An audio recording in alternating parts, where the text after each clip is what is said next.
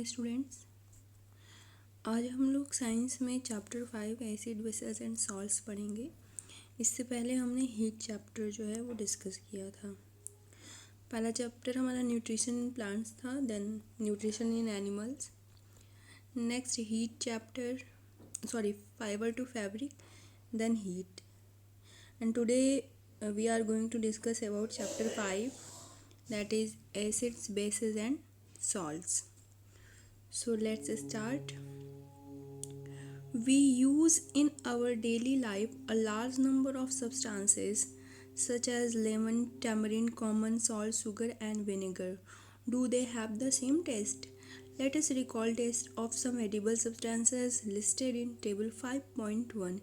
If you have not tasted any of these substances, taste it now and enter the result in table 5.1. Caution: do not taste anything unless asked to do so. Do not touch anything unless asked to do so. Then table 5.1. तो बच्चों यहाँ जो है इस paragraph में कहा गया है कि ऐसे बहुत तरीके के सब्सटेंसेस होते हैं जैसे lemon, tamarind, common salt, sugar, vinegar. हमसे बोला गया है कि इनका अलग अलग जो है टेस्ट होता है क्या? सब अलग अलग टेस्ट के होते हैं, सबका सेम टेस्ट नहीं होता है। फिर कहा गया है कि हमें इसको बिना पूछे किसी से टेस्ट नहीं करना चाहिए, टच नहीं करना चाहिए। तो आपको अपने पेरेंट्स से, गार्जियन से, एल्डर वन से पूछ करके ही टेस्ट या टच करना है, अपने आप से नहीं। नेक्स्ट, अब टेबल 5.1 में हमें कुछ सब्सटेंस दिए हैं, हमें उनका टेस्ट बताना है। जैसे लेमन जूस सॉर होता है, ऑरेंज जूस वो भी सॉर होता है, विनेगर कैसा होगा आपका? अदर्स में आएगा, है ना, एसिडिक होता है विनेगर। देन कर्ड जो है आपका, विनेगर भी सॉर में ही काउंट कर लेंगे हम। कर्ड जो है उसको भी हम सॉर में ही काउंट करेंगे, खट्टा होता है। टैमरिंड ऑल्सो, शुगर स्वीट होता है। कॉमन सॉल्ट जो होता है वो सॉल्टी होता है। आंवला जो है वो आपका सॉर होता है।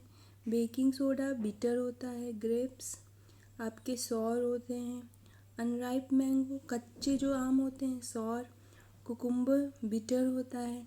तो इस तरीके से आपने देखा कि कुछ आपके सब्सटेंस हैं जो कि सॉर हैं, कुछ हैं जो कि स्वीट हैं, कुछ हैं जो कि सॉल्टी हैं, कुछ हैं जो कि बिटर हैं। तो यहाँ पे अलग अलग टेस्ट होता है अलग अलग सब्सटेंस का, ये बात क्लियर हो गई है हमारे सामने। सो you find that some of these substances taste sour, some taste bitter and some taste sweet and some taste salty. Okay, now discuss what is acids and bases. Curd, lemon juice, orange juice and vinegar taste sour. These substances taste sour because they contain acids. Curd हुआ आपका, lemon हुआ आपका, orange juice हुआ, ये सब क्या होते हैं? सॉर होते हैं। क्यों? क्योंकि ये अपने में क्या कंटेन करते हैं? एसिड को कंटेन करते हैं। The chemical nature of such substances is acidic. इस तरीके के जो सब्सटेंस होते हैं like curd, lemon juice, orange juice, vinegar, ये सब जो है केमिकली कैसे होते हैं, किस नेचर के? एसिडिक। तो हम एसिड या एसिडिक वर्ड के मीनिंग को मालूम करेंगे। The word acid comes from the Latin word easier.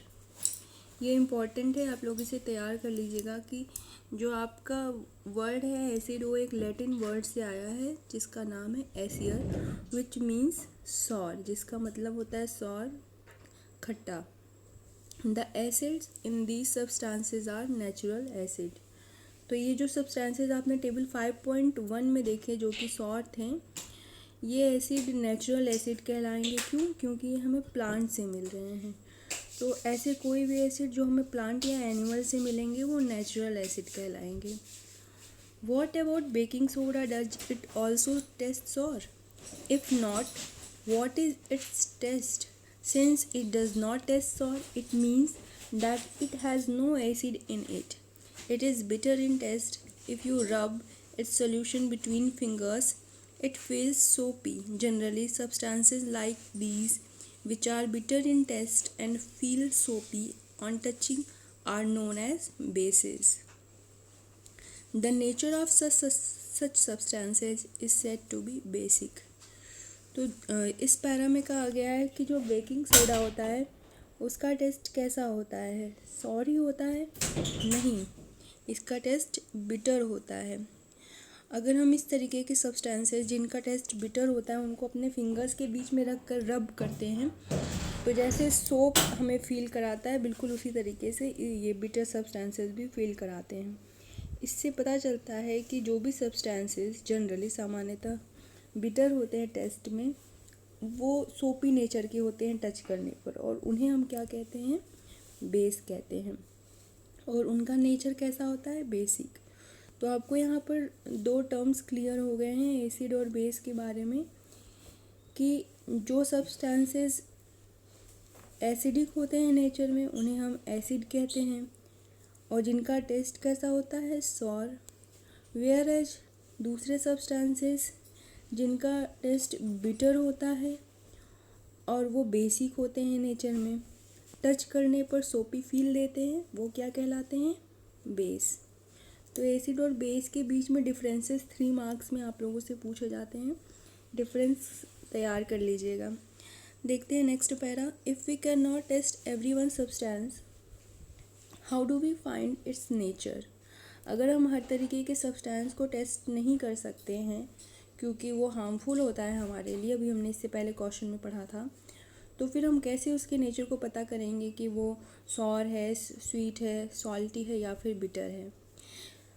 Let's discuss another para. Special type of substances are use to test whether substance is acidic और basic. एक special type के substance को use करते हैं ये जानने के लिए कि कोई भी सब्सटेंस एसिडिक है या बेसिक है। These substances are known as indicators. In substances को क्या कहते हैं, indicators. The indicators change their color when added to a solution containing an acidic or a basic substance. जैसे ही हम इन इंडिकेटर्स को किसी भी एसिडिक या बेसिक सब्सटेंस में ऐड करते हैं, वो आपके अपने कलर को चेंज कर देते हैं। Turmeric, litmus, China rose petals गुड़हल के हो गए, आपके रेड कैबेज के हो गए, और some of the natural occurring indicators. ये कुछ जो है वो नेचुरली अकरिंग इंडिकेटर्स हैं। क्योंकि हमें ये नेचर से मिल रहा है, इंडिकेटर का काम कर रहा है, इसीलिए हम इसे नेचुरली अकरिंग इंडिकेटर बोल रहे हैं। तो ये क्लियर हो गया होगा आपको कि इंडिकेटर्स वो होते हैं जो कि हमें बताते हैं कि सब्सटेंस एसिडिक है या बेसिक है। किस तरीके से ये इंडिकेटर्स जो है वो कलर को चेंज कर देते हैं जब हम इन्हें किसी एसिड या बेस के सॉल्यूशन में ऐड करते हैं। तो यहाँ पे सॉल्यूशन बात की गई है, इट मीन्स ये आपको ध्यान रखना होगा बच्चों कि एसिड वाला सब्सटेंस हो या बेस वाला सब्सटेंस हो, जिस भी सब्सटेंस का हमको चेक करना है कि वो एसिड है या बेस है, वो उसका सॉल्यूशन होना चाहिए, वो सॉलिड फॉर्म में नहीं होना चाहिए, लिक्विड फॉर्म में होना चाहिए। ऐसा क्यों होता है वो आप आगे की क्लास में जो है पढ़ेंगे कि क्यों हमें सॉल्यूशन की ही ज़रूरत होती है, हम सॉलिड पे क्यों नहीं चेक कर सकते हैं। तो यहाँ तक आपको क्लियर हो गया होगा। नेक्स्ट आगे देखते हैं। डू यू नो, आपको यहाँ पर बच्चों कुछ एसिड के नेम दिए गए हैं और साथ ही साथ ये बताया गया है कि ये कहाँ मिलते हैं।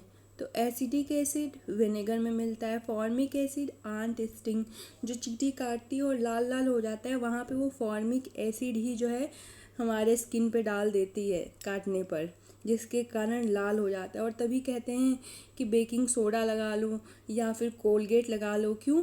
क्योंकि बेकिंग सोडा और कोलगेट जो होता है वो बेस होता है, तो एसिड के ऊपर बेस लगा लेने से असर ख़त्म हो जाता है। ये भी हम लोग आगे पढ़ेंगे।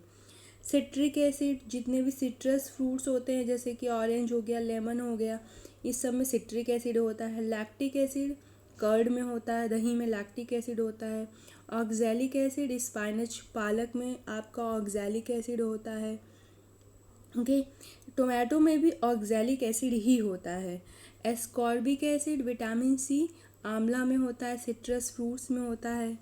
टार्टरिक एसिड टामरिंड में होता है, ग्रेप्स में होता है, कच्चे आम में होता है। ठीक, तो ये आपको यहाँ पे कुछ एसिड के नेम दिए गए हैं और बताया गया है कि ये हमें कहाँ कहाँ मिलते हैं। कुछ बेस के इसी तरीके से बच्चों नाम है और दिया गया कि कहाँ मिलते हैं, जैसे कैल्शियम हाइड्रोक्साइड, लाइम वाटर, जो चूना वाला पानी होता है, चूना घर में कराया जाता है तो उस चूना पानी में कैल्शियम हाइड्रोक्साइड होता है जो कि एक बेस होता है। अमोनियम हाइड्रोक्साइड आपका विंडो क्लीनर, खिड़की वगैरह को क्लीन करने वाला जो क्लीनर आता है उसमें अमोनियम हाइड्रोक्साइड होता है, वो भी एक बेस होता है। सोडियम हाइड्रोक्साइड या पोटेशियम हाइड्रोक्साइड आपके सोप में होता है। और अभी आपने पढ़ा भी कि बेस जो होते हैं वो टच करने पर सोपी फील देते हैं। मैग्नीशियम हाइड्रोक्साइड जो है वो आपका मिल्क ऑफ मैग्नीशिया में होता है। अब आप सोच रहे हो कि मिल्क ऑफ मैग्नीशिया क्या, तो आपका देखा हुआ एग्जाम्पल मैं बता दूं, इनो, जब भी किसी को इनडाइजेशन होता है तो अपच जब हो जाती है तो कहते हैं इनो ले लो सब सही हो जाएगा, उस इनो में यही होता है मिल्क ऑफ मैग्नीशिया या कह लीजिए मैग्नीशियम हाइड्रोक्साइड, जो कि एक बेस होता है। तो जब हमें इनडाइजेशन होता है अपच, तो मतलब एसिड वहाँ पर ज़्यादा बन रहा है पेट में, और उसको ख़त्म करने के लिए हमें क्या लेना होगा, बेस। अगर बेस ज़्यादा हो तो एसिड लीजिए, एसिड ज़्यादा हो तो बेस लीजिए, दोनों बराबर हो जाएंगे तो न्यूट्रल हो जाएगा। ये भी हम लोग आगे डिस्कस करेंगे। आगे देखिए, वो जो पहले आपस में बात करते हैं, can I taste all substances to find their taste? No, have you not read the question? We should not taste unknown substances, they could harm us. ये अभी हमने डिस्कस किया था ना, वही बात ये लोग भी कर रहे हैं कि हम हर एक सब्सटेंस को टेस्ट नहीं कर सकते हैं। क्यों? क्योंकि वो हार्मफुल हमारे लिए होते हैं, क्योंकि हम उन्हें जानते नहीं हैं। तो उसके लिए हमें जानने के लिए क्या करना होगा, इंडिकेटर्स का यूज करना होगा। तो natural indicators around us, natural indicators जो हमें प्लांट से मिलते हैं, तो उसमें हम देखेंगे कि कौन कौन से इंडिकेटर्स हैं। देखिए, लिटमस अ नेचुरल डाई, ये बच्चों बहुत इम्पॉर्टेंट नेचुरल इंडिकेटर है litmus. The most commonly used natural indicator is litmus. It is extracted from lichen. ये lichen से एक्सट्रैक्ट किया जाता है। और इससे पहले जो न्यूट्रिशन इन प्लांट है उस टॉपिक में आपने ये lichen वर्ड पढ़ा होगा। सिम्बियोटिक न्यूट्रिशन जो आपने पढ़ा था उसी में था lichen। एल्गी और फंजाई के एसोसिएशन से बनता है। आपने सिम्बियोटिक न्यूट्रिशन पढ़ा था, उसमें यही था कि जब दो लिविंग ऑर्गेनिज्म एक दूसरे के साथ रहते हैं और एक दूसरे को फ़ायदा पहुंचाते हैं, कोई भी एक दूसरे को नुकसान नहीं पहुंचाता है, तो उसे कहते हैं सिम्बियोटिक। और उसी का एग्जाम्पल है लाइकेन। लाइकेन जो है वो एल्गी और फंजाई का एसोसिएशन है। तो होता क्या है, ये प्लांट ही है एक, ठीक। It has a mauve purple colour in distilled water. तो जैसे ही हम इसे डिस्टिल्ड वाटर क्या होता है, इसमें किसी तरीके की भी इम्प्योरिटीज़ नहीं होती हैं, अशुद्धियाँ नहीं होती हैं, वो डिस्टिल्ड वाटर होता है, ठीक। लैब में प्रिपेयर करते हैं हम लोग, तो डिस्टिल्ड वाटर में ये पर्पल कलर का हो जाता है। When added to an acidic solution it turns red. जब हम इसे एसिड सोल्यूशन में डालते हैं तो ये कैसा हो जाएगा, red. And when added to a basic solution it turns blue. और जब इसे बेसिक सोल्यूशन में ऐड करेंगे तो ब्लू हो जाएगा। क्लियर? तो लिटमस का खुद का कलर क्या होता है, पर्पल। कैसा होता है, पर्पल होता है। जबकि बच्चों अगर इसी लिटमस को हम एसिड में डालते हैं तो कैसा हो जाता है, रेड हो जाता है। और बेस में डालते हैं तो कैसा हो जाता है, ब्लू हो जाता है। और बच्चे भूल जाते हैं तो आपको याद करने का एक ट्रिक बताती हूँ। मैंने अभी बताया था कि चींटी जब काटती है तो वो एक एसिड हम पे डालती है, फॉर्मिक एसिड, और चींटी काटने के बाद हाथ कैसा हो जाता है, रेड। तो ये याद रखिएगा कि एसिड में लिटमस का कलर कैसा हो जाएगा, रेड। ठीक, इस ये हिंट है आपके लिए, काम करेगा। और B for basic, B for blue, base में कैसा हो जाता है, ब्लू हो जाता है। याद रहेगा आप लोगों को? वेरी गुड, मुझे मालूम है मेरे बच्चे बहुत समझदार हैं, उन्हें याद रहेगा। उसके बाद आगे देखते हैं, it is available in the form of a solution or in the form of strips of paper known as litmus paper. Generally it is available as red and blue litmus paper. ठीक, तो ये solution के form में भी available होता है और पतले पतले स्ट्रिप्स पेपर के होते हैं उस फॉर्म में भी अवेलेबल होता है। जब आप लोग लैब में आएंगे, जब हमारी क्लासेस स्टार्ट होंगी, तो फिर इसके टेस्ट करके हम लोग देखेंगे, या मैं एक दूसरे वीडियो बनाऊंगी जिसमें आपको इसका टेस्ट भी दिखा दूंगी कि कैसा होता है लिटमस देखने में और इसका टेस्ट कैसे किया जाता है। ठीक है, तो जो है, जो पेपर होते हैं ये जनरली किस कलर के होते हैं लिटमस के, रेड और ब्लू कलर के होते हैं। ठीक, बहुत मज़ेदार होता है इसका टेस्ट, हम लोग करेंगे ज़रूर एक बार। तो ये आप लोग याद रखिएगा कि लिटमस का खुद का कलर तो वैसे पर्पल होता है जब इसको डिस्टिल्ड वाटर में डालते हैं, ऐसे नहीं जब डिस्टिल्ड वाटर में डालते हैं, लेकिन जब एसिड में डालेंगे तो कैसा हो जाएगा, रेड, तो हमें पता चल जाएगा अरे वाह ये एसिड है। और अगर ब्लू हो जाए तो कैसा कहलाएगा, बेस कहलाएगा। ठीक, और इन दो कलर के भी आपके लिटमस पेपर आते हैं। ठीक, तो जैसे आपने एक सब्सटेंस लिया और उसमें आपने रेड लिटमस पेपर को डाला। ठीक, रेड लिटमस पेपर को डाला और कोई चेंज नहीं हुआ। ठीक, कोई चेंज नहीं हुआ। फिर ब्लू लिटमस पेपर को डाला और कैसा हो जाएगा, रेड हो जाएगा।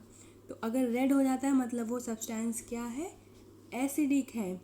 फिर ऐसे ही आप क्या करोगे कि कोई सब्सटेंस लोगे और उसमें एक बार ब्लू को डालो। ठीक, हमें मालूम तो है नहीं कि हमें कौन सा लिटमस पेपर उसमें जो है एंटर करके देखना है, तो हम ब्लू ही चलो सबसे पहले लेते हैं, और कोई कलर में चेंज नहीं हुआ। और फिर हमने तुरंत रेड वाले स्ट्रिप को जो है एंटर किया उस सोल्यूशन में, तो वो ब्लू हो गया, तो मालूम पड़ गया ब्लू, बी फॉर ब्लू, तो बेसिक है। और अगर हम ऐसा ही करते हैं कि हम पहले जो है कोई सब्सटेंस बेस है और उसमें हम पहले ही रेडी वाले स्ट्रिप जो है वो एंटर करते हैं और वो ब्लू हो जाता है, इट मीन्स क्या है, वो बेस है। तो मतलब अगर कोई चेंज ना हो तो वो एसिड नहीं है या बेस नहीं है, पर दूसरा स्ट्रिप हम यूज कर लेंगे और देख लेंगे अगर कलर चेंज होता है, अगर रेड हो जाता है तो एसिड है और ब्लू हो जाता है तो बेस है। क्लियर? नेक्स्ट देखते हैं। देखिए यहाँ पे एक्टिविटी दी हुई है, mix some water with lemon juice in a plastic cup tumbler test, put a drop of the above solution on a strip of the red litmus paper with the help of dropper. Is there any change in color? Repeat the same exercise with the blue litmus paper. Now down if there is any change in color. Perform the same activity with the help of following substances: tap water, detergent solution, aerated drink, soap solution, shampoo, common salt solution, sugar solution, vinegar, baking soda solution, milk of magnesia, washing soda solution, lime water. If possible, make solution in distilled water. Record your observation as in table 5.2. In your table, are there any substances on which litmus had no effect? Name those substances. Okay. तो यहाँ पर वही बात की गई है जो मैं अभी आप लोगों को बता रही हूँ कि हमें टेस्ट करना है और पहले एक पेपर से करेंगे फिर दूसरे पेपर से करेंगे लिटमस के और चेंज देखेंगे। अगर दोनों में ही कोई चेंज नहीं आता है, हमें tap water, detergent solution, aerated आपका जो ड्रिंक है, soap solution, shampoo, common salt solution, sugar solution, vinegar, baking soda solution, milk of magnesia, washing soda, distilled water, इन सब के साथ में भी करके देखना है बच्चों। और फिर हम देखेंगे कि क्या कोई ऐसा भी सोल्यूशन होता है, कोई ऐसा भी सब्सटेंस है जिसका कलर चेंज ही नहीं होता है दोनों ही लिटमस पेपर से। तो आगे दिया है, the solution which do not change the colour of either red or blue litmus paper are known as neutral solution. ना तो रेड लिटमस पेपर का कलर चेंज हो और ना ही blue litmus paper colour change हो। दोनों में से किसी का भी कलर ना चेंज हो तो क्या कहेंगे, तब वो सब्सटेंस क्या कहलाएगा? कोई सब्सटेंस है, उसको रेड लिटमस पेपर से चेक करेंगे तभी भी कुछ नहीं चेंज हुआ कलर, और ब्लू लिटमस पेपर से भी चेंज करेंगे तभी भी कोई चेंज नहीं हुआ। तो उस तरीके का सब्सटेंस क्या कहलाता है, या सोल्यूशन न्यूट्रल सोल्यूशन। क्लियर? आगे क्या दिया है, ये न्यूट्रल सोल्यूशन होते क्या है, क्यों कलर नहीं चेंज होता है? These substances are neither acidic nor basic, ना तो ये एसिड होते हैं ना ही बेस होते हैं, इसीलिए इस तरीके के सब्सटेंसेस का कलर चेंज नहीं होता है। ठीक। To prepare lime water, take some water in a tumbler and add some lime चूना into it, stir the solution and keep it for some time, pour a little from the top, this is lime water। lime water क्या होता है कि आपको lime water prepare करने के लिए, पर हाँ कॉशन है बच्चों आपके लिए, या आप अकेले नहीं करोगे, किसी पेरेंट्स के गाइडेंस में ही करोगे, और आपको दूर से सिर्फ वॉच करना है, आपको कोई पेरेंट्स ही डिमॉन्स्ट्रेट करके, एल्डर वन ही करके दिखाएं, आपको खुद से नहीं टच करना है। तो आपको क्या करना है, आपको एक टम्बलर में, ग्लास टम्बलर में वाटर ले लीजिए और उसमें थोड़ा सा लाइम जो चूना होता है उसको उसमें एंटर कर लीजिए, उसको स्टीयर कर लेंगे, अच्छे से मिला लेंगे सोल्यूशन को और थोड़ी देर के लिए रख देंगे। ठीक। तो क्या होगा कि आपको जो मिलेगा वो क्या होगा, लाइम वाटर होगा, चूना वाला पानी होगा। घर में जब पुताई वगैरह होती है तो आपने ये देखा भी होगा कि किस तरीके से चूना वाला पानी बनाया जाता है। टर्मरिक इज़ अनदर इंडिकेटर, जो टर्मरिक है वो दूसरा नेचुरल इंडिकेटर का काम करता है। कैसे, मैं अभी आपको कुछ याद दिलाती हूँ, आपको मालूम पड़ेगा और नहीं पड़ेगा तो अपने घर में जो भी कपड़ा वगैरह धुलता होगा उससे पूछिएगा, वो बताएगा। Take a tablespoonful of turmeric powder, add a little water and make a paste. आपको जो है एक चम्मच टर्मरिक पाउडर लेना, उसमें थोड़ा सा पानी डाल करके उसे पेस्ट जैसे बना लेना है। Make turmeric paper by depositing turmeric paste on blotting paper, filter paper and drawing it. तो आपको पेपर ले लेने, blotting paper, filter paper type के, उसमें टर्मरिक जो है जो आपने पेस्ट बनाया है उसमें उसको अच्छे से क्या कर लेंगे, डिपॉजिट कर लेंगे, कलेक्ट कर लेंगे उसमें। उसके बाद उसको पेपर को क्या कर देंगे, ड्राई करा देंगे, सूखा देंगे। Cut thin strips of the yellow paper obtain, जो आपको टर्मरिक का येलो पेपर मिला है उसकी पतली पतली स्ट्रिप्स काट लीजिए। Put a drop of soap solution on the strip of turmeric paper. आप फिर साबुन वाला पानी बना लीजिए और उसमें थोड़ा सा टर्मरिक पेपर जो आपने बनाया है उस पर थोड़ा सा उसकी ड्रॉप्स डालिए। व्हाट डू यू ऑब्जर्व, आपको क्या मिलेगा?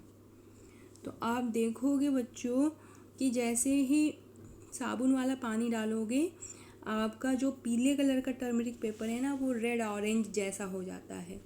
और इसका एग्जाम्पल आपने देखा होगा, आप जब खाना वाना खाते हो और आपके कपड़े पे मसाले वाली सब्ज़ी गिर जाती है। अब मसाले वाली सब्ज़ी में होता क्या है, टर्मरिक होता है, हल्दी तो मिला ही होता है सब्ज़ी में। और जब मम्मी उस पर साबुन लगाती हैं तो देखा करो वो जगह जहाँ मसाला लगा होता है वहाँ पर हल्दी मतलब लगी होती पीली पीली, वहाँ साबुन लगते ही वो पीले की जगह लाल होने लगता है। तो इससे पता चलता है कि टर्मरिक भी एक इंडिकेटर है, नेचुरल इंडिकेटर है, और वो येलो को रेड में या ऑरेंज में कन्वर्ट कर दे रहा है। इट मीन्स वो क्या है, सोप क्या है, बेस है। ठीक, तो सोप का पता लगाने के लिए कि वो क्या है, बेस है। क्लियर? क्लियर हो गया होगा आप सभी को। You can prepare a greeting card for your mother on her birthday, apply turmeric paste on a sheet of plain white paper and dry it. Draw a beautiful flower with soap solution. With the help of a cotton bud you will getting a beautiful greeting card। तो ये turmeric paste से इस तरीके से soap solution का use करके पूरे paper में इन्होंने टर्मरिक लगा दिया, उसके बाद सोप सोल्यूशन ले करके और जो आपके कॉटन बड आते हैं जिनसे कान वगैरह साफ़ करते हैं लोग, उससे ये फूल बना रही हैं। अब सोप सोल्यूशन है इसलिए जैसे ही टर्मरिक येलो कलर का उस पर पड़ रहा है रेड होते जा रहा है जहाँ जहाँ सोप लगते जा रहा है, क्योंकि सोप क्या होता है, बेस होता है। Clear? Similarly test the solution listed in table 5.3 and note down your observation. You may try solution of other substances also. तो इस तरीके से आप दूसरे दूसरे सब्सटेंसेस को भी ट्राई कर सकते हैं। Collect some China rose petal and place them in a beaker. China rose as indicator हम पढ़ रहे हैं, तो चाइना रोज भी जो है आपका वो इंडिकेटर का काम करता है। आपको कुछ पेटल्स कलेक्ट करने हैं। Add some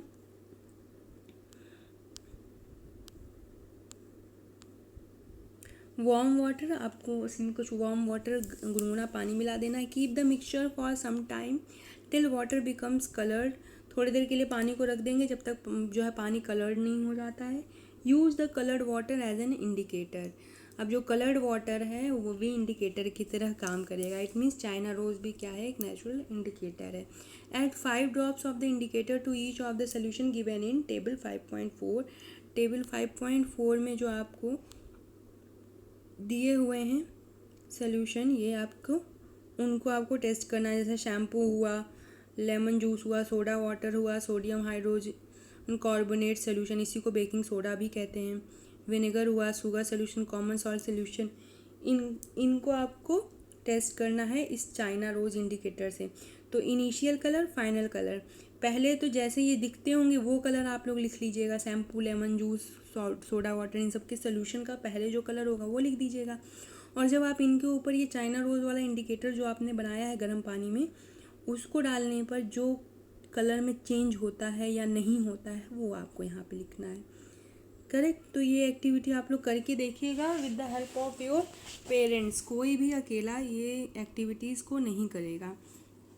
What is the effect of the indicator on acidic, basic and neutral solution? अगर एसिडिक, बेसिक और न्यूट्रल सोल्यूशन पे जो भी इफेक्ट है वो हमें पता चल जाएगा कलर के चेंज होते ही।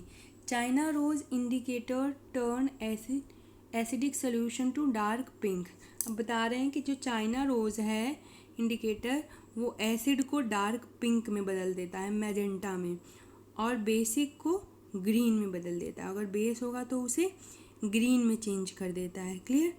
तो जैसे ही आप ये चाइना रोज़ का इंडिकेटर, गुड़हल के फूल का जो इंडिकेटर है जो गर्म पानी में आपने बनाया है, एसिड वाले सोल्यूशन में डालोगे तो डार्क पिंक हो जाएगा, तो आप जान जाओगे कि ये एसिड है। और बेस वाले सोल्यूशन में आप इसकी ड्रॉप्स डालोगे तो वो ग्रीन हो जाएगा, तो आप जान जाओगे कि वो क्या है, बेस है। अब बूझो एंड पहली क्या बात करते हैं। I am not getting the same result when using solid baking soda और dry litmus paper, why? Make a solution of baking soda and then dry. ये लोग आपस में बातें कर रहे हैं कि जब भी जो है मैं कोई सॉलिड बेकिंग सोडा लेता हूँ या ड्राई लिटमस पेपर लेता हूँ तो उस पर कोई टेस्ट नहीं मिलता है। तो वही कहती है पहले कि तुम सोल्यूशन बनाओ बेकिंग सोडा का या फिर लिटमस पेपर का। मतलब जो हमारा इंडिकेटर है और जिस सब्सटेंस को हमें चेक करना है उनमें से कोई एक जो है वो सोल्यूशन के फॉर्म में होना चाहिए, तभी रिजल्ट आएगा। दोनों सॉलिड नहीं होना चाहिए, ये बात क्लियर रखिएगा आप लोग। ठीक। कलर्स अपना जो है वो शो नहीं करेंगे, एक को सोल्यूशन के फॉर्म में होना चाहिए। ऐसा क्यों, ये आप लोग पढ़ोगे आगे की क्लासेस में कि ऐसा क्यों है, ज़रूरी है। पर ये एक बात ध्यान रखिएगा कि जो हमारा इंडिकेटर होगा, चाहे वो लिटमस हो, चाहे वो टर्मरिक हो, चाहे वो चाइना रोज़ हो, इन या तो ये सोल्यूशन के फॉर्म में हो या तो जिन सब्सटेंसेस को हमें चेक करना है, जैसे शैम्पू हो गया, lemon juice, soda water, baking soda, vinegar, sugar solution, common salt, ये सोल्यूशन के फॉर्म में हो। किसी एक को सोल्यूशन के फॉर्म में होना ज़रूरी है, या तो सब्सटेंसेस को या फिर इंडिकेटर को। क्लियर। पहेली ब्रॉड द फॉलोइंग पहेली रिडल फॉर यू। पहेली जो है आपके लिए एक रिडल लेकर के आई है। Coffee is brown and bitter in taste, is it an acid or a base? Don't give the answer without any test, you are in the dark with its taste. ठीक। तो ये आपके लिए पहेली है कि कॉफ़ी ब्राउन होती है और जो है इसका टेस्ट जो होता है वो बिटर होता है। क्या ये एसिड है या फिर बेस है? Don't give the answer without any test. बिना टेस्ट किए आप आंसर मत दीजिए। You are in the dark with it test. इसके सिर्फ स्वाद के साथ में आप अंधेरे में हैं, आपको पूरी तरीके से नहीं पता कि ये एसिड है या बेस है। तो आप क्या करोगे कि जो है इसका टेस्ट करके देखोगे कि बिना सिर्फ बच्चों सिर्फ स्वाद लेने से, सिर्फ टेस्ट लेने से हमें नहीं पता चल जाता है कि ये एसिड है या फिर बेस है। हमें इसका टेस्ट भी करना होता है। कैसे? लिटमस पेपर से या फिर आपका चाइना रोज से या टर्मरिक से, जो इंडिकेटर्स हैं उनसे। और उसमें सबसे बेस्ट इंडिकेटर क्या है? Litmus paper. तो कॉफ़ी भले ही बिटर होती है स्वाद में, लेकिन ज़रूरी नहीं कि ये बेस हो, ये एसिड भी हो सकता है। तो जब हम लिटमस पेपर पे कलर चेंज देखेंगे या टर्मरिक पाउडर पे कलर चेंज देखेंगे या जो आपका गुड़हल है चाइना रोज उस पर कलर चेंज देखेंगे, तब हम जान पाएंगे कि ये एसिड है या फिर बेस है। जैसे मैं एग्जाम्पल के लिए आपको बच्चों बताऊं कि जो आपका ग्रीन चिली होता है, हरी मिर्च, वो टेस्ट में तो बिटर होती है ना, कड़वी होती है, लेकिन होता उसमें विटामिन सी है। विटामिन सी एसिड होता है, आपने अभी पढ़ा था एस्कॉर्बिक एसिड लिस्ट में। तो सिर्फ हम स्वाद से नहीं बता सकते हैं कि वो एसिड है या फिर बेस है, हमें उसका टेस्ट करके देखना होगा। Clear? The teacher is requested to get the dilute solution of the following chemicals from his/her school laboratory or from a nearby school: hydrochloric acid, sulfuric acid, nitric acid, acetic acid, sodium hydroxide, ammonium hydroxide, calcium hydroxide, that is lime water। ये सारी चीज़ें जो हैं वो teacher जो है वो school में आप लोगों को लेबोरेटरी से ला करके इनके प्रैक्टिकल्स दिखाने के लिए दिखाएंगे। तो जब आप स्कूल में आएंगे तो आपको ये प्रैक्टिकल्स कराए जाएंगे। Are you familiar with the term acid rain? Have you ever heard about damaging effect of acid rain? As the name indicates, the rain containing excess of acid is called an acid rain.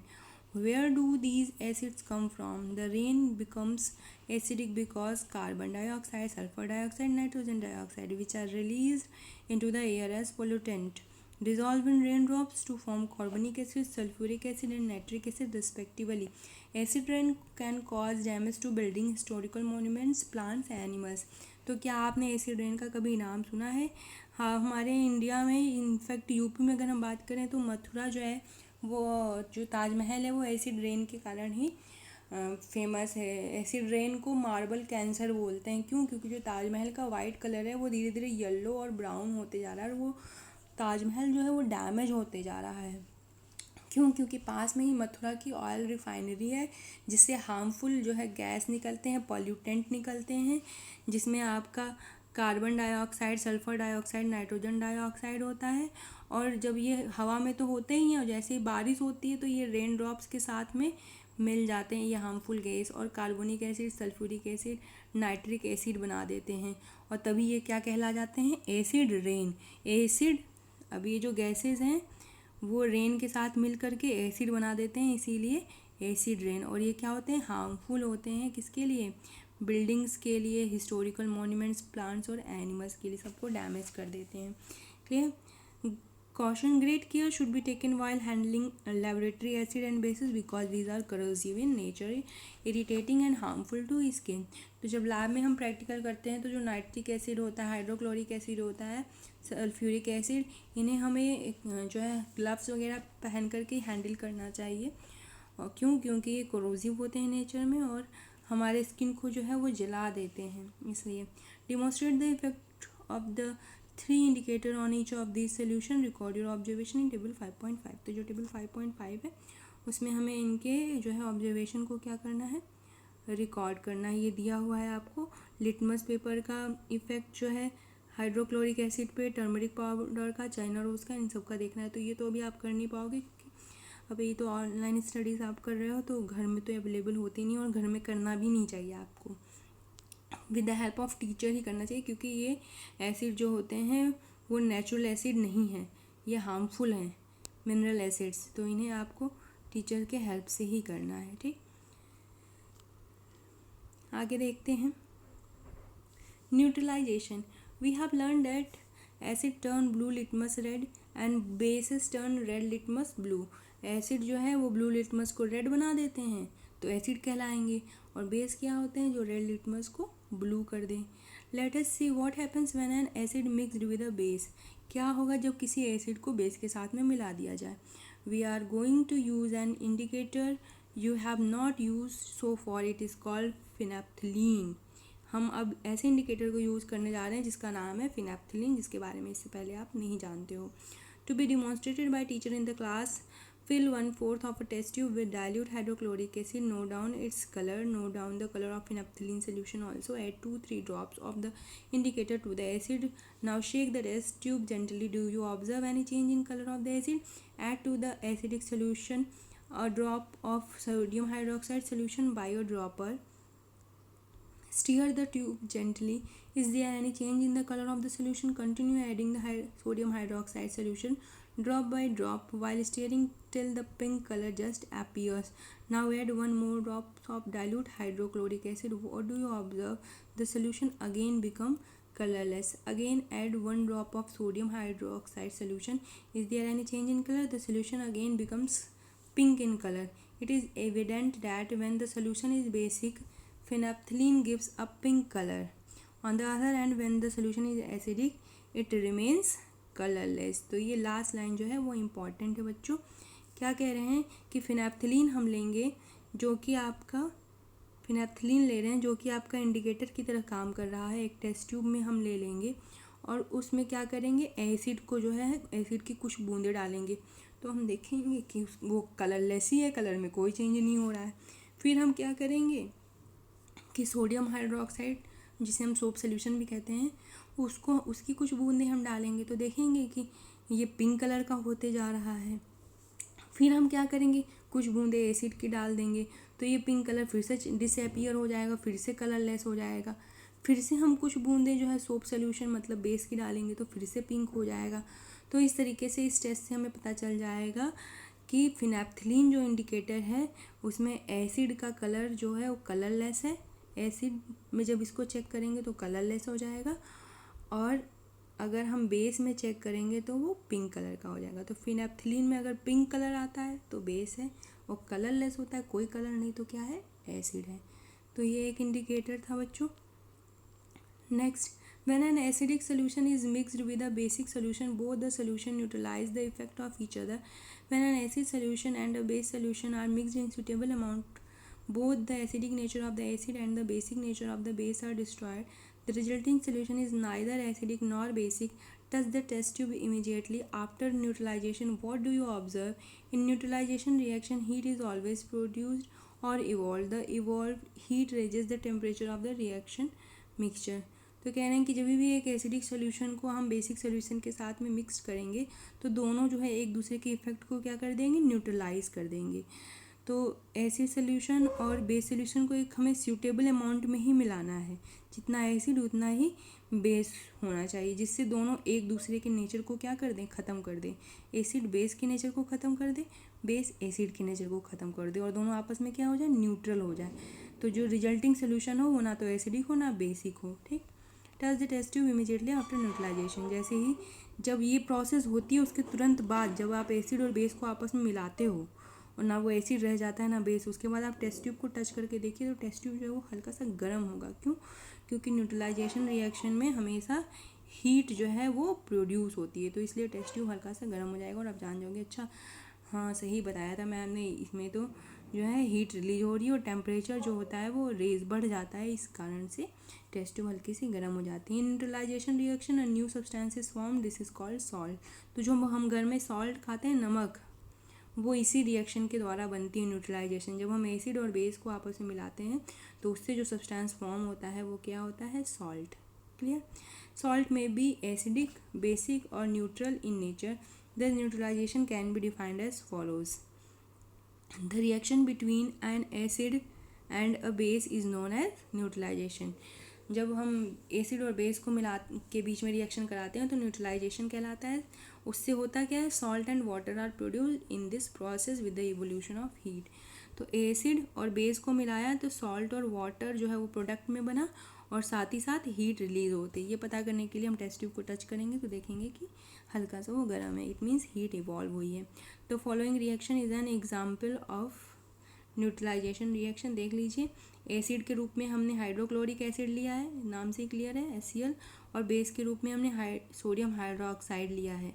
जैसे ही हमने इन दोनों को मिलाया है तो sodium chloride जो कि एक सॉल्ट है बन गया और साथ में वाटर रिलीज हो गया. Clear. Bujo added dilute sulfuric acid to lime water. Will the reaction mixture become hot or cool? तो जो वो जो है वो डाइल्यूट सल्फ्यूरिक एसिड लेता है, उसको लाइम वाटर में मिलाता है। तो पूछ रहा है कि रिएक्शन हॉट होगा या कूल। तो आपको अभी तक पढ़ने में पता चल गया है कि सल्फ्यूरिक एसिड नाम से भी क्लियर है, एक एसिड है, और लाइम वाटर जो चूना वाला पानी था वो बेस था। तो जब एसिड और बेस को मिलाएंगे तो न्यूट्रलाइजेशन होगा, और न्यूट्रलाइजेशन होगा तो रिएक्शन कैसा होगा, हॉट होगा। क्यों? क्योंकि हीट रिलीज होती है। Neutralisation in everyday life. अब एवरीडे लाइफ में न्यूट्रलाइजेशन आपको कहाँ कहाँ देखने को मिलता है। पहला इंडाइजेशन, अभी आप लोगों को बताया था, अपच। Our stomach contains hydrochloric acid, it helps us to digest food as you have learned in chapter 2, but too much of acid in the stomach causes indigestion. Sometimes indigestion is painful. To relieve indigestion, we take an antacid such as milk of magnesia, which contains magnesium hydroxide. It neutralizes the effect of excessive acid. तो आपको इस chapter 2 में आपने पढ़ा था कि acid जो है हमारे खाने को पचाने में हेल्प करता है, जो कि स्टमक में होता है। लेकिन जब यही एसिड बहुत ज़्यादा हो जाता है तो उससे हमारे पेट में दर्द होने लगता है, जिसे हम इंडाइजेशन कहते हैं। और इससे मुक्ति पाने के लिए हम इनो लेते हैं, जिसे हम एंटा एसिड भी कहते हैं, जिसमें क्या होता है, मिल्क ऑफ मैग्नीशिया या फिर मैग्नीशियम हाइड्रोक्साइड होता है। और वो मिल्क ऑफ मैग्नीशियम हाइड्रोक्साइड एक बेस होता है। तो बेस जो है वो एसिड के इफेक्ट को ख़त्म कर देगा, मतलब न्यूट्रलाइज कर देगा। क्लियर? नेक्स्ट देखते हैं आंट बाइट। जब चींटी काटती है, when an ant bite it injects the acidic liquor formic acid, वो हमारे ऊपर इंजेक्ट कर देती है एसिड को, formic acid, into the skin, जिसके कारण रेड रेड हो जाता है। The effect of the acid can be neutralised by rubbing moist baking soda, जो खाने वाला सोडा होता है जिसे हम सोडियम हाइड्रोजन कार्बोनेट भी कहते हैं, या फिर कैलेमाइन सोल्यूशन, एक लोशन आता है, वो लगा दिया जाए जिसे हम जिंक कार्बोनेट कहते हैं। ये अगर आप लगा देते हो तो इससे क्या हो जाएगा, तुरंत ही जो होगा वो जो जलन होती है चींटी के काटने की वो सही हो जाती है, जो लाल हुआ रहता है वो सही हो जाता है। क्यों? क्योंकि चींटी जब काटती है तो वो एसिड जो है हम पे इंजेक्ट करती है, और बेकिंग सोडा क्या होता है या फिर कैलेमाइन क्या होता है, बेस होता है, तो न्यूट्रलाइज कर देता है इफेक्ट को। Clear? Soil treatment. Excessive use of chemical fertilizer makes the soil acidic. Plants do not grow well when the soil is either too acidic or too basic. When the soil is too acidic, it is treated with base like quicklime, calcium oxide, or slackline, calcium hydroxide. If the soil is basic, organic matter compost is added to it. Organic matter releases acid which न्यूट्रलाइजेज the basic nature of the soil. तो जब हम बहुत ज़्यादा जो है chemical fertiliser add करते हैं तो सॉइल क्या हो जाता है, एसिडिक हो जाता है। तो प्लांट जो है ना तो बहुत ज़्यादा एसिडिक नेचर में ग्रो करता है सॉइल में, ना बहुत ज़्यादा बेसिक में। तो अगर एसिड बहुत ज़्यादा हो गया है सॉइल में तो उसमें हम बेस जो क्विक लाइम होता है उसे ऐड कर देंगे या स्लैक लाइम को ऐड कर देंगे। और सॉइल अगर बहुत ज़्यादा बेसिक हो गया है तो उसमें हम ऑर्गेनिक मैटर कंपोस्ट जो होता है, आपने 6 क्लास में कंपोस्ट बनाना सीखा है, उसे ऐड कर देंगे। तो इस तरीके से दोनों एक दूसरे के इफेक्ट को क्या कर देंगे, न्यूट्रलाइज कर देंगे। मुझे एक चीज़ ध्यान रखिएगा, जो ये आपको नाम दिए हुए हैं फॉर्मिक एसिड या फिर बेकिंग सोडा का नाम सोडियम हाइड्रोजन कार्बोनेट, या फिर जो है कैलेमाइन सोल्यूशन का नाम जिंक कार्बोनेट, या फिर नीचे यहाँ आ जाइए आपको नाम दिया हुआ है स्लैग लाइम का नाम दिया है कैल्शियम हाइड्रोक्साइड, क्विक लाइम का नाम दिया है कैल्शियम ऑक्साइड। तो ये कॉमन नेम जो है उनके केमिकल नेम भी याद कर लीजिएगा आप लोग। Next factory waste. The waste of many factories contain acid if they are allowed to flow into the water body the acid will kill fish and other organism. The factory waste are therefore neutralised by adding basic substances. तो factory से जो waste निकलते हैं उनके अंदर acid होता है, और आपको मालूम है कि बहुत से जो फैक्ट्रीज होते हैं छोटे मोटे, वो क्या करते हैं वाटर बॉडी में ही सीधे उनका कचरा निकलता है, बहता है। तो क्या उसमें के जो एसिड होते हैं वो फ़िश को और जो वाटर में रहने वाले दूसरे एक्वेटिक ऑर्गेनिज्म हैं उनको किल कर देते हैं। इसलिए क्या करते हैं कि एसिड का इफ़ेक्ट ख़त्म करने के लिए वाटर में बेसिक सब्सटेंसेस को ऐड करते हैं, जिससे वाटर में रहने वाले जो ऑर्गेनिज्म हैं उनकी डेथ ना हो। तो इस तरीके से ये चैप्टर बच्चों ख़त्म होता है। कीवर्ड्स देख लेते हैं। एसिड आपको मालूम है सॉल्ट होता है इन टेस्ट में, एसिडिक नेचर होता है। एसिडिक नेचर किसका होता है, एसिड का। बेस बिटर होता है इन टेस्ट में, सोपी नेचर होता है। और बेसिक नेचर होता है। इंडिकेटर क्या होता है, जो बताया कि कोई सब्सटेंस एसिड है या फिर बेस है। न्यूट्रल, जब एसिड और बेस को आपस में मिलाते हैं तो सब्सटेंस क्या हो जाता है, न्यूट्रल हो जाता है। क्यों? क्योंकि एसिड बेस की इफेक्ट को ख़त्म कर देता है, बेस एसिड के इफेक्ट को ख़त्म कर देता है। और इसी प्रोसेस को हम क्या कहते हैं, न्यूट्रलाइजेशन। और जब एसिड बेस आपस में मिलाते हैं तो न्यूट्रलाइजेशन प्रोसेस के थ्रू सॉल्ट बनता है और वाटर बनता है, हीट इवॉल्व होती है। तो इस तरीके से चैप्टर ख़त्म होता है बच्चों। इसकी एक्सरसाइजेस मैं बता दूँगी, कोई भी प्रॉब्लम हो तो आप मुझसे पूछ सकते हैं। Thank you.